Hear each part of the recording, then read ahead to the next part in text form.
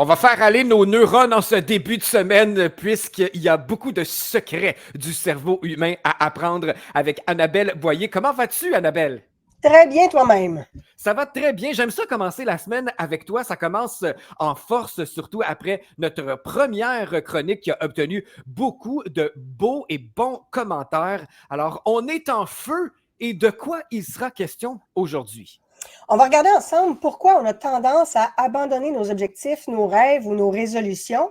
On va regarder qu'est-ce qui se passe dans notre cerveau et qu'est-ce qu'il faut faire pour passer par-dessus ces blocages-là. Ah oui, hein, parce qu'atteindre un objectif, premièrement, il faut reconnaître l'objectif qu'on veut atteindre. Il y a des gens qui ne savent pas ce qu'ils veulent dans la vie. Puis, quand on le trouve, l'important, c'est de maintenir cette motivation-là parce que ça ne se fait pas du jour au lendemain, surtout si on a des objectifs quand même assez hauts. Oui. Ben, des fois, il y a des marches à suivre. Alors, je vais être très attentif parce que je vais t'avouer que des fois, ça m'arrive aussi d'avoir de la difficulté à maintenir cette motivation-là. Par où on commence? En fait, c'est normal parce qu'on a tous dans notre cerveau des mécanismes d'auto-sabotage. Le cerveau, il est paresseux et si quelque chose demande un effort, il préfère ne pas le faire. Ah, L'autre chose, il faut bien comprendre que dans notre cerveau, quand on veut vraiment atteindre un objectif, il faut s'assurer que notre cerveau inconscient est d'accord avec l'objectif. Et c'est là où on fait la plus grande erreur. Parce que généralement, on se dit, ah, je veux perdre 15 livres d'ici telle date parce que je veux rentrer dans une robe pour aller dans une soirée, je veux rentrer dans mon maillot de bain, je veux faire ci, je veux faire ça. Ou bien, ben là, je veux vraiment me mettre à m'entraîner pour être en forme. Ou bien, ben je voudrais démarrer un projet professionnel, mais au bout de quelques jours, quelques semaines, on abandonne. Et c'est normal parce que quand on a déterminé notre objectif, on ne l'a pas précisé. Et quand on détermine un objectif, on le détermine avec une partie du cerveau qu'on appelle le cortical gauche. Notre cerveau, il est divisé en 4 sections. Le cerveau cortical, c'est le cerveau nouveau. C'est pour ça qu'on l'appelle souvent aussi le néocortex.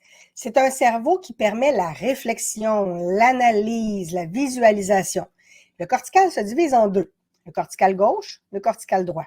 On se rappelle que le cortical gauche, c'est ce qui gère la partie droite du corps et le cortical droit gère la partie gauche du corps. C'est 2 sections du cortical qui ont des fonctions différentes, donc ils ne servent pas à la même chose. Le cerveau au milieu, qu'on appelle le cerveau limbique, c'est le cerveau des sentiments, ce qu'on aime et ce qu'on n'aime pas. Et en arrière, on a ce qu'on appelle le cerveau reptilien. C'est le cerveau qui est responsable de la survie, de tout ce qui est neurovégétatif, tout ce qui est la digestion, la respiration, le battement cardiaque. Ça, c'est tout le cerveau reptilien qui s'en occupe. OK. Maintenant, il faut bien comprendre que notre cerveau conscient, en termes de puissance, c'est l'équivalent d'un bonhomme Playmobil. Notre cerveau inconscient, en termes de puissance, c'est l'équivalent du mont Everest.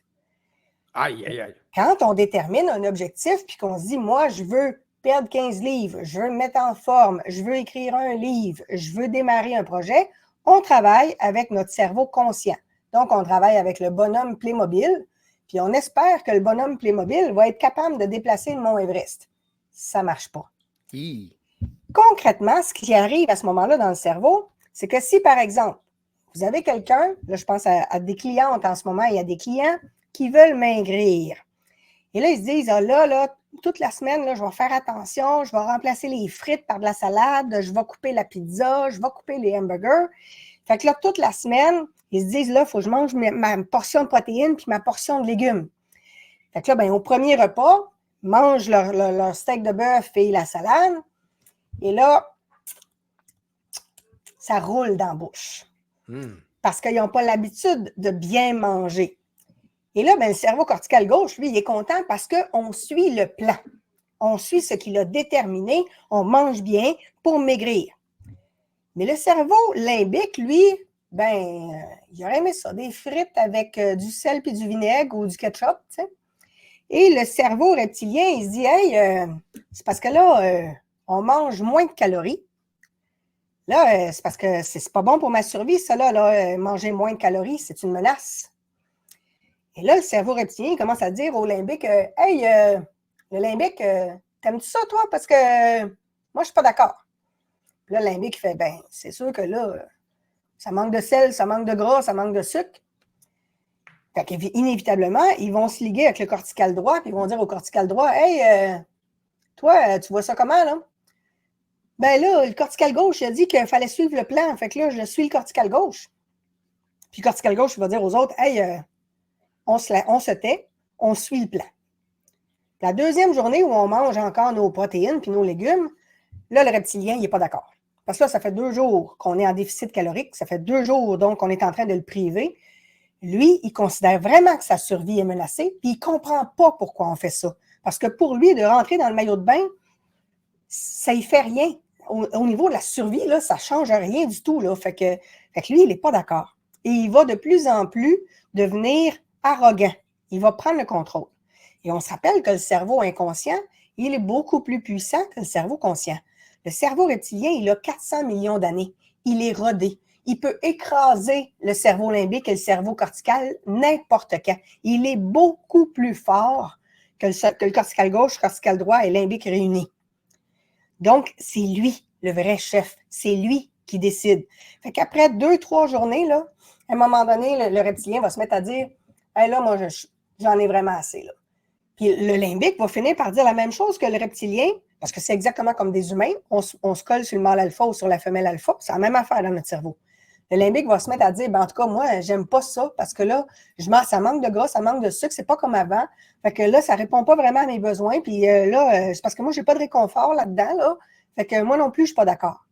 Et le cortical droit va finir par se liguer avec le reptilien et avec le limbique. Ce qui va faire qu'à un moment donné, une journée, vous êtes en train d'écouter une série policière, puis vous ne savez pas pourquoi, mais tout d'un coup, vous avez une odeur qui vous vient dans le nez, puis vous avez des images de chips, des images de jujubes, des images de crème glacée à Häagen-Dazs. Vous ne savez pas pourquoi, mais tout d'un coup, il me semble que je prendrais juste une bouchée, juste un chip, là, juste... Puis là, bien évidemment, le reptilien, le limbique et le cortical droit vous attendent dans le détour parce que la minute que vous allez mettre une cuillère dans le pot de crème glacée, Aha! le reptilien va donner le signal au limbique puis il va lui dire quand tu mets ça dans sa bouche, là, tu y envoies un orgasme culinaire le plus fort que tu peux. Et c'est pas long que le limbique, évidemment, va embarquer parce que là, enfin, de la crème glacée ou enfin des chips ou enfin des bonbons ou enfin un verre de vin. Et en effet, ça va goûter tellement bon que vous allez avoir l'impression d'avoir vraiment énormément de plaisir. Et à ce moment-là, bien, vous allez manger pas mal plus qu'une cuillère de crème glacée, pas mal plus qu'un chip, puis pas mal plus que juste un petit verre de vin. Parce qu'on reprend le temps perdu, là, finalement. Exactement. Puis évidemment, le cerveau, lui, il s'est dit, ben, tant qu'à me priver, quand je vais en manger plus, là, ben là, je vais le stocker parce que là, moi, ma survie est menacée. Donc, inévitablement, le cortical gauche, il ne sera pas content. Sauf qu'il ne fait pas le poids par rapport au cerveau reptilien, qui en plus a embarqué avec lui le limbique, qui en plus a embarqué avec lui le cortical droit. Pourquoi? Parce que quand on a déterminé notre objectif, on n'a pas harmonisé les 4 cerveaux, on ne les a pas conciliés, on ne les a pas tous mis d'accord avec notre objectif. Et c'est pour ça que très souvent, quand on fait par exemple un cadre de vision, ou qu'on appelle aussi un tableau de visualisation, souvent ça ne fonctionne pas parce qu'on n'a pas harmonisé les 4 cerveaux. Quand on harmonise les 4 cerveaux, là, on fait appel au cerveau inconscient et c'est le cerveau inconscient qui fait le travail pour nous. Mais tant et aussi longtemps qu'on n'a pas harmonisé les 4 cerveaux, l'inconscient va automatiquement vouloir revenir à son état de base, à son état d'origine, insatisfaisant, mais connu. Il préfère l'insatisfaisant connu qu'un avenir qu'on ne sait pas trop à quoi ça pourrait ressembler. Parce que ça, c'est une menace. S'il n'arrive pas à comprendre à quoi ça va ressembler et en quoi c'est mieux pour lui, il ne voudra pas aller là-dedans. Puis évidemment, tant qu'on est dans le cerveau cortical gauche de « oui, mais ce que j'aimerais, c'est ça, puis ça m'apporterait ça », on s'en fout. Le cortical gauche, lui, il n'a pas la capacité de convaincre notre cerveau reptilien. Donc, si on fait juste essayer de dire ce qu'on voudrait comme objectif, ça ne peut pas fonctionner. Parce qu'automatiquement, le reptilien, lui, il ne prend pas les ordres du cortical gauche. Comme il ne prend pas les ordres, bien, inévitablement, lui-même, il va se créer ses propres ordres et il préfère rester dans une situation connue, insatisfaisante. Donc, Wow! quand on veut harmoniser les 4 cerveaux, la façon de faire, et là, ça va demander un certain entraînement. OK. La façon de faire, la première chose, c'est que si on veut vraiment travailler correctement avec le cortical gauche, qui est responsable du raisonnement, de la logique, de l'analyse, on doit détailler notre objectif. Je te donne un exemple. Oui. Je travaillais cette semaine avec une cliente qui voudrait changer d'emploi. Et on est en train de regarder à quoi pourrait ressembler son emploi. Mais on le regarde dans le détail. Et moi, je posais plein de questions. Dans ton nouvel emploi, ton bureau, il ressemble à quoi? Est-ce que tu as une fenêtre? C'est quoi la vue que tu as sur la fenêtre? Ta chaise, est-ce qu'elle est ergonomique? Est-ce qu'elle est confortable? Est-ce que tu travailles avec un ordinateur qui est récent? Est-ce que tu as un bureau qui est ergonomique aussi? Les murs sont comment? Ça sent quoi dans ton bureau? C'est quoi les sons que tu entends dans ton bureau? Je détaille l'ensemble des éléments parce que le cerveau ne peut pas atteindre un objectif qui n'est pas très, très, très précis. Donc, si on demande juste un bureau avec une fenêtre, bien, ça se peut que la fenêtre donne sur le stationnement ou donne sur un container. Et c'est pas ça qu'on veut. Là, ça, évidemment, on manquerait notre coup. Puis là, je suis déconcentrée parce que j'ai un chat qui vient de se joindre à nous. Ah oui! Moi, j'ai un chien, mais il dort. Je pense que... Moi, j'ai des chats. oui, c'est un peu plus Et donc, facile. c'est important d'être hyper précis, de rentrer dans le détail. Fait que souvent, une des choses que je fais faire à mes clients, c'est ce qu'on appelle une carte mentale. OK. Donc, on écrit au centre notre vie rêvée, mais on va détailler chacun de nos domaines de vie et vraiment détailler tout ce qu'on veut pour le travail, tout ce qu'on veut pour les finances, tout ce qu'on veut pour la famille, tout ce qu'on veut pour les amours, tout ce qu'on veut pour l'amitié, tout ce qu'on veut pour la spiritualité, le développement de soi, tout ce qu'on veut pour les loisirs aussi. Donc, on détaille, mais vraiment dans le détail. Donc, si vous n'avez pas une relation amoureuse qui vous convient ou vous êtes célibataire et vous voudriez rencontrer quelqu'un, bien, il faut y aller dans le détail. Par exemple, est-ce que vous voulez que votre conjoint ou votre conjointe ait des cheveux? Ça peut faire une différence, c'est bien placé pour le savoir. Est-ce que vous voulez quelqu'un qui est de même grandeur que vous, plus petit que vous, plus grand que vous? Moi, je me suis déjà retrouvée avec un conjoint qui était de la même grandeur que moi, donc je ne mettais jamais de talons hauts, sinon je paraissais plus grande que lui, puis il n'aimait pas ça. Fait qu'après ça, j'ai compris qu'il fallait que je demande à mon cerveau de tomber en amour avec quelqu'un de plus grand que moi. Est-ce que vous voulez quelqu'un qui est aisé financièrement? Est-ce que vous voulez quelqu'un qui a un travail qu'il aime et qui l'apprécie? Est-ce que vous voulez quelqu'un qui a un horaire de travail régulier ou qui travaille aussi le soir, les fins de semaine? Est-ce que vous voulez quelqu'un qui a des loisirs ou qui n'en a pas? Est-ce que vous voulez quelqu'un qui a des enfants ou qui n'en a pas? Est-ce que vous voulez quelqu'un qui a une famille très présente ou pas présente? Qu'est-ce que vous voulez? Il faut y aller dans le détail. Vous voulez quelle fréquence de relations sexuelles? Quelle qualité de relations sexuelles? Il faut vraiment y aller dans le détail. Donc, on commence par faire une carte mentale pour détailler avec chacun de nos domaines de vie ce que l'on veut, dans le micro-détail. Ça, c'est la première chose et ça répond au cortical gauche. Une fois que le cortical gauche est bien précisé, le cortical droit, lui, sa job, c'est la visualisation. À quoi ressemblerait votre vie une fois l'objectif atteint? Donc, l'idée, c'est d'imaginer dans votre tête la vie que vous allez avoir une fois l'objectif atteint, comme si c'était déjà là. Qu'est-ce que vous allez voir de nouveau? Qu'est-ce que vous allez entendre de nouveau? Qu'est-ce que vous allez ressentir émotionnellement de nouveau?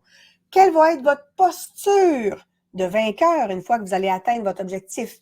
Comment va être votre voix quand vous allez avoir atteint votre objectif? Comment vont être les commentaires des gens autour de vous? Comment vont être vos comportements, vos capacités? Là, on rentre dans ce qu'on appelle les niveaux logiques. Comment va être votre environnement? Comment vont être vos comportements, vos capacités? Comment vont être vos croyances, vos valeurs, en quoi vous allez croire?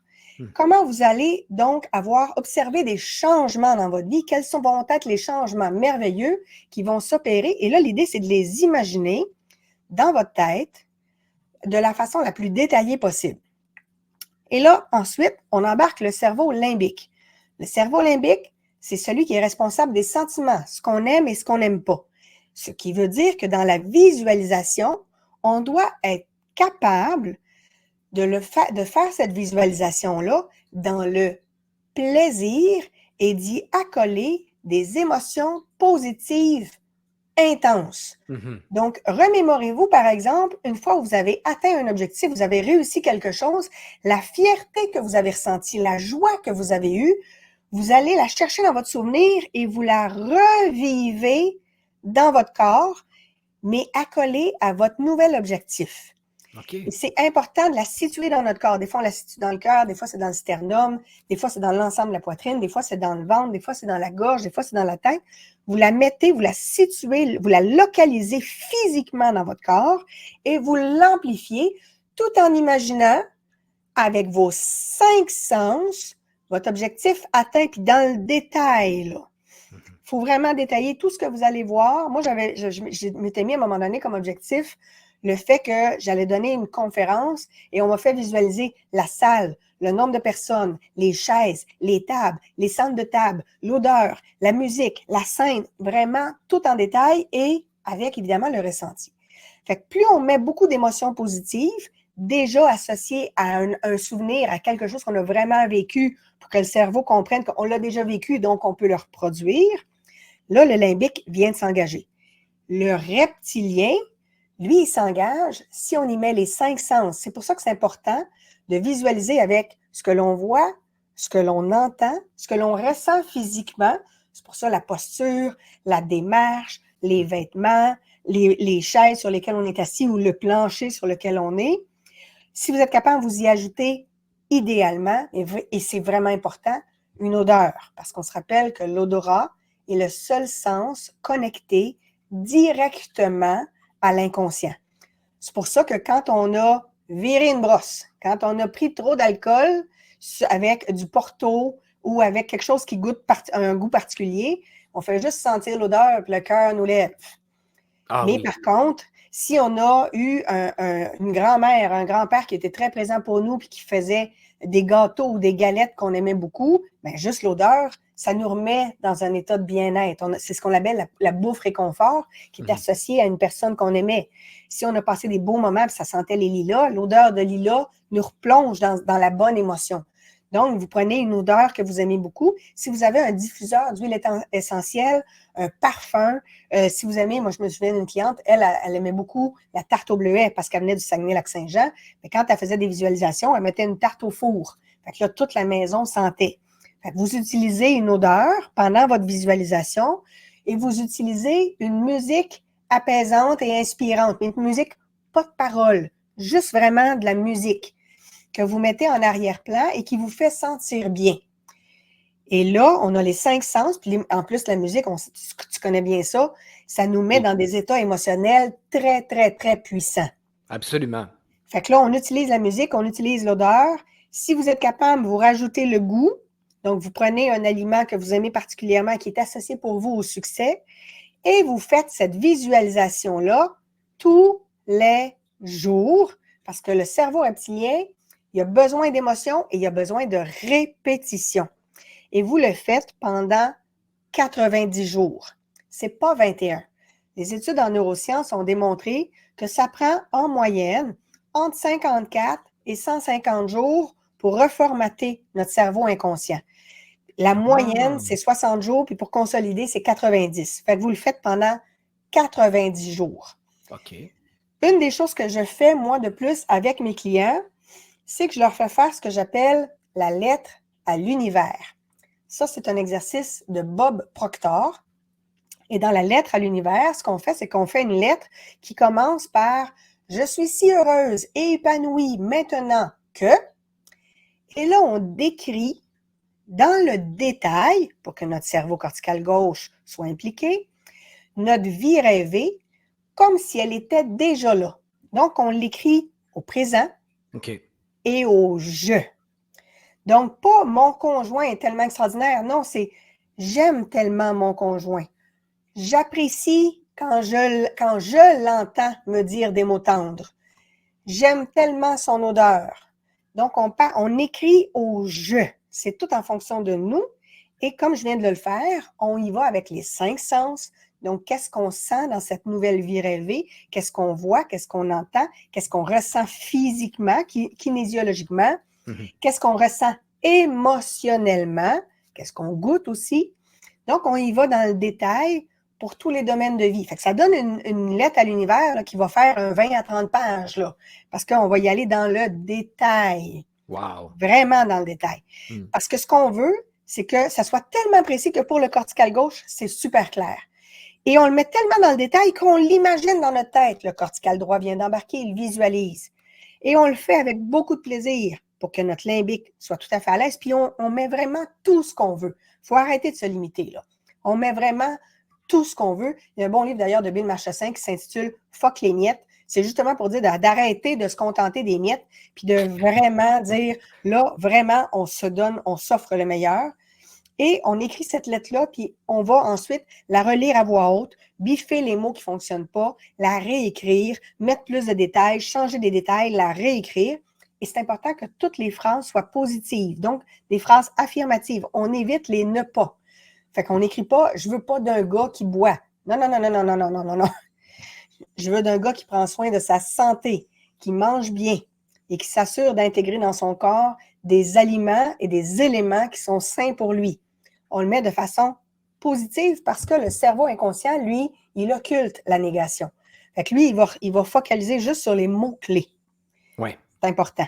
Puis, évidemment, on va s'assurer d'avoir des mots qui sont porteurs de sens pour nous.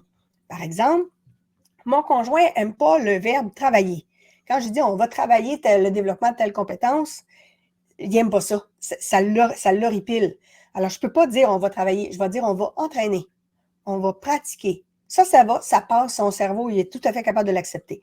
Donc, ça nous prend des mots qui sont inspirants pour nous, pas inspirants pour les autres. C'est pas pour les autres qu'on le fait, c'est pour nous. Et à ce moment-là, ça va être plus facile ensuite de faire la visualisation. Et autre petit truc.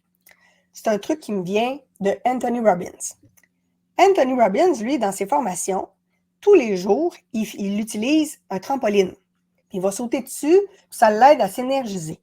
Okay. Et à un moment donné, j'écoutais une entrevue de Roger Lanois. Roger Lanois, c'est un conférencier et motivateur en Europe, mais qui a été formé par Anthony Robbins. Et Roger Lanois, il confiait que Anthony Robbins, lui, il fait son cadre de vision avec toutes ces images, mais il visualise sa vie rêvée en sautant sur le trampoline. Pourquoi? Parce que ça active le cerveau reptilien. Le mouvement, ça vient du cerveau reptilien. Donc, si vous voulez augmenter la puissance de votre visualisation, allez prendre une marche. Faites-la en marchant.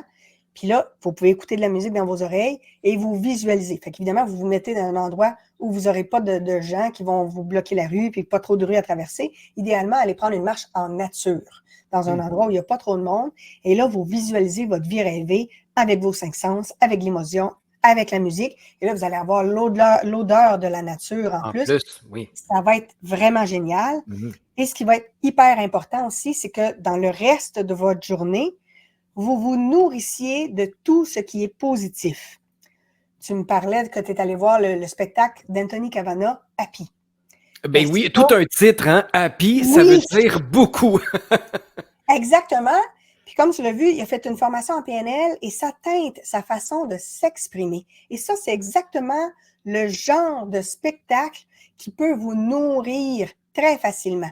Anthony Cavana, Jérémy Demé, Rachid Badouri, souvent, ils ont des notions où on a des petites pépites d'or dans leur spectacle qui nous permettent justement de nous ressourcer. Parce que votre cerveau, pour bien visualiser, il a besoin de se ressourcer, d'où l'importance de se nourrir d'entrevues géniales, de capsules vidéo géniales, de spectacles géniaux, de livres extraordinaires, parce qu'il y a des livres qui sont vraiment extraordinaires et qui vous font du bien. Ouais. Et plus vous allez vous nourrir de ça dans la journée, plus vous allez visualiser, plus à ce moment-là, vous allez reformater votre cerveau, parce que plus vous allez répéter cette visualisation, plus pour le cerveau, ça devient ce qu'on appelle un souvenir du futur. Parce que c'est tellement fait souvent que ça devient connu. Et c'est pour ça que je vous amène à un autre exercice de Anthony Robbins qu'il appelle le priming. allez sur YouTube, tapez Anthony Robbins Priming. Il va vous donner un exercice qui dure 12 minutes à peu près. Et cet exercice-là, il est génial. Il va commencer par vous faire respirer en vous faisant bouger les poings. Il va vous demander de mettre les poings fermés vis-à-vis les oreilles. Vous allez monter, descendre. Et là, vous allez, à ce moment-là, respirer. Donc, à chaque fois, on inspire et on souffle, fait que ça fait une respiration assez intense. Active. Et donc, assez active, en effet. Et l'idée, c'est que cette respiration-là va venir oxygéner le cerveau. Et à partir du moment où le cerveau est oxygéné, il va vous demander de vous remémorer 3 moments où vous étiez merveilleusement bien. Et là, il commence avec le premier moment et il vous demande, justement, de revoir ce que vous voyez à l'époque, de réentendre ce que vous entendiez, de ressentir ce que vous avez ressenti à ce moment-là. Et le corps et le cerveau ne font pas la différence entre le réel et l'imaginaire. Le fait de repenser à un mouvement, à un moment agréable, pour lui, c'est réel. Il le revit. Alors, il va se remettre à resécréter les hormones et les neurotransmetteurs du bonheur qu'il avait ressenti à ce moment-là. Fait que ça change toute la chimie du corps. Et là, Anthony Robbins va vous demander d'imaginer un deuxième moment où vous étiez extrêmement bien, avec les 5 sens, avec l'émotion, puis un troisième moment. Pourquoi 3 fois? Parce que la première fois, le cerveau est surpris, la deuxième fois, il comprend, la troisième fois, il l'intègre réellement. Ah. Et là, ça fait donc 3 fois qu'on bombarde notre corps et notre cerveau d'hormones et de neurotransmetteurs de bonheur. Et après ça, il va vous demander d'imaginer, de revoir des moments où vous avez vécu des belles synchronicités, des moments où vous avez rencontré quelqu'un d'extraordinaire, des moments où vous avez trouvé de l'argent sur le trottoir ou sur le plancher dans un centre d'achat, des moments où vous êtes tombé sur un livre extraordinaire, des moments où vous avez vécu des belles synchronicités, un moment où vous étiez dans un restaurant puis qu'il y a une musique qui joue qui vous fait sentir tellement bien. Donc, on augmente le sentiment de bien-être. Après ça, il va vous demander d'imaginer qu'une lumière vous traverse, qu'elle arrive au niveau de votre crâne, une lumière dorée, blanche ou bleue ou argent, qu'elle pénètre au centre de votre crâne et qu'elle entre à l'intérieur de vous et qu'elle vous enveloppe aussi, qu'elle vous traverse tout le long de votre corps, qu'elle se rend jusqu'à la terre, que dans la terre, elle se ressource et elle remonte et qu'à chaque passage, elle nettoie et purifie vos cellules. Fait que là, ça fait déjà, je te dirais, 7 minutes qu'on baigne dans des hormones de bonheur. Et après ça, il va demander d'imaginer un objectif comme s'il était atteint. Et là, comme ça fait déjà 7-8 minutes qu'on nage dans les hormones et les neurotransmetteurs de bonheur, d'imaginer l'objectif avec les 5 sens, avec l'émotion, comme le corps est déjà prêt, qui est déjà dans un bon état, le corps associe le bon état à l'objectif qu'on est en train d'imaginer si on le fait avec les 5 sens et l'émotion, comme je vous parlais tantôt. Et il va nous dire de le faire pour un deuxième objectif et un troisième objectif. Et ça, c'est un exercice très puissant pour reformater le cerveau si on le fait adéquatement. Et c'est ce qui va permettre d'être durable aussi, Oui. tellement c'est bien ancré. Exactement. Parce que plus on a précisé, avec évidemment des phrases affirmatives, pas des ne pas, et qu'on utilise des mots qui sont vraiment importants. Par exemple, on ne dit pas qu'on veut perdre 20 livres, parce que le cerveau déteste perdre. Il va chercher à regagner. Oui. Donc, on veut se libérer de 20 livres. On veut mincir et atteindre le poids de forme de, je ne sais pas moi, 130 livres. Donc, on détermine l'objectif que l'on veut atteindre et non pas ce qu'on veut perdre. Et c'est pour ça que c'est important d'être très positif dans notre façon de le formuler. Si on veut, par exemple, se remettre à l'entraînement, on ne dira pas qu'on veut se remettre à l'entraînement pour ne plus être essoufflé. Non, on veut se remettre à l'entraînement pour avoir des capacités respiratoires extraordinaires qui nous permettent de faire des randonnées, par exemple du hiking pendant 2 heures avec aisance. Donc, on le formule de façon vraiment positive et constructive pour que ce soit motivant et inspirant pour le cerveau. Après ça, il va y avoir du travail à faire au niveau des croyances limitantes, de l'estime de soi et de l'amour de soi. Ça fera l'objet d'une autre chronique. Mais déjà, là, on vient d'harmoniser les 4 cerveaux. on vient d'augmenter la puissance de notre objectif fois 1000, là, juste avec ça. Voilà pourquoi cette chronique s'appelle Les secrets du cerveau humain, parce que là, on comprend comment il fonctionne, le cerveau. Moi, je fais beaucoup de choses par automatisme, heureusement de façon positive, Oui. mais là, je viens de comprendre pourquoi je fais certaines choses que je faisais naturellement. Mais c'est tellement bien expliqué, Annabelle. J'espère que cette chronique vous a plu. Est-ce qu'on peut te consulter, Annabelle? Est-ce que tu prends des rendez-vous avec des clients qui voudraient travailler certaines choses qui ont plus de difficultés à atteindre? Oui, oui, je fais du coaching privé. Je le fais en partie en présentiel, mais je te dirais que beaucoup de ma clientèle le fait par Zoom parce que ça leur permet à ce moment-là d'être bien chez eux, surtout si on fait des séances, par exemple, de visualisation ou d'hypnose. Mais après ça, ils n'ont pas à conduire. Donc, c'est plus facile si on est en Zoom et ça fonctionne merveilleusement bien. Et c'est parfait pour nos auditeurs qui sont à l'étranger aussi, Exact. parce qu'on est écouté partout dans le monde. Alors, on peut prendre rendez-vous avec Annabelle. On peut consulter ton site internet annabelle-boyer.com et se procurer surtout tes livres, dont Libérez-vous de votre passé et accédez à votre puissance. Une fois qu'on comprend ces fameux secrets du cerveau et qu'on se met en action, ça change tout. Merci beaucoup, Annabelle, pour cette belle chronique. J'ai déjà hâte à la semaine prochaine. Bonne semaine. Merci beaucoup.